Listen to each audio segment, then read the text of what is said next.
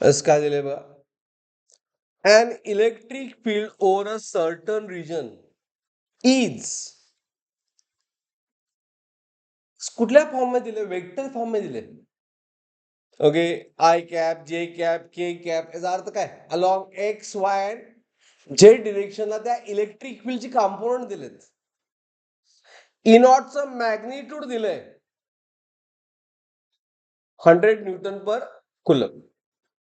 A rectangular surface area 0.2 meters square is kept in this region parallel to y-axis.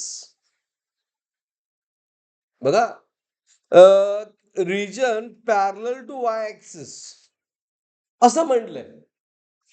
And flux passing through this surface area. Clear? आता ऐका, लक्ष द्या. S electric field ठीक आहे, directly vector form मध्ये दिले, but एरियाचं फक्त magnitude दिले आणि एरियाची डिरेक्शन सुद्धा दिले. कुठले?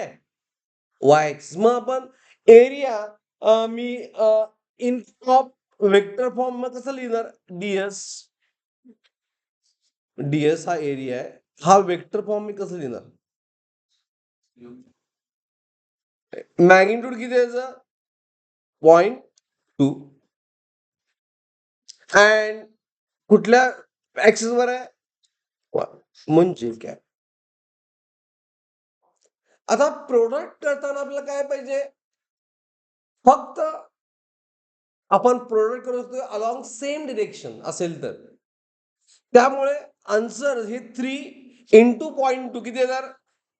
3 into 0.2 into 100. Answer is what? 60. Is it clear? हे आन्सर कसं आलं हे मी डायरेक्ट सांगितलं. 3 काय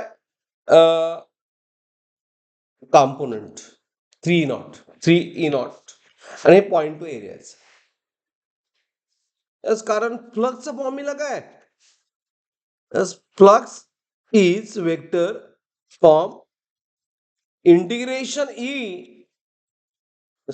sorry E into what? DS. बरोबर.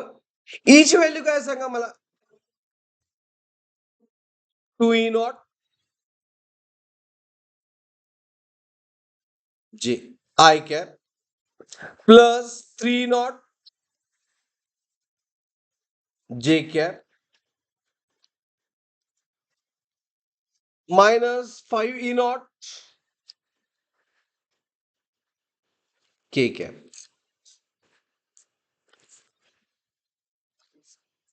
एरिया किती आहे? 0.2 इंटू वॉट? जे कॅप. अंडरस्टूड? आता मला काय म्हणायचं, क्लिअर करा. हा जे कॅप आहे, ह्यामध्ये आय आणि काय के नाही, म्हणजे आय 0 आहे आणि के काय 0. तर मग ह्याला 0ला मल्टिप्लाय केला, 0ला मल्टिप्लाय केलं तर काय ना 0. मग राहिलं फक्त काय? जेच राहिला प्रोडक्ट. काय घ्यायला पाहिजे product?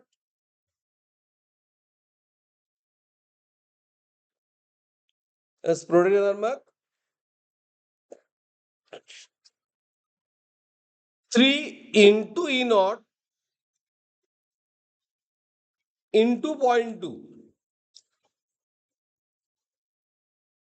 Okay, j cap. And इथे आन्सर आलं 0.6 ई नॉट जे कॅप. हे आन्सर आलं. फ्लक्स मॅग्निट्यूड, फ्लक्सची वेक्टर फॉर्म झालं. इट्स मॅग्निट्यूड 0.6 इंटू 100 म्हणजे किती आलं? It is 60 flux newton metre square plus per coulomb. हा काला प्रॉब्लेम काय ना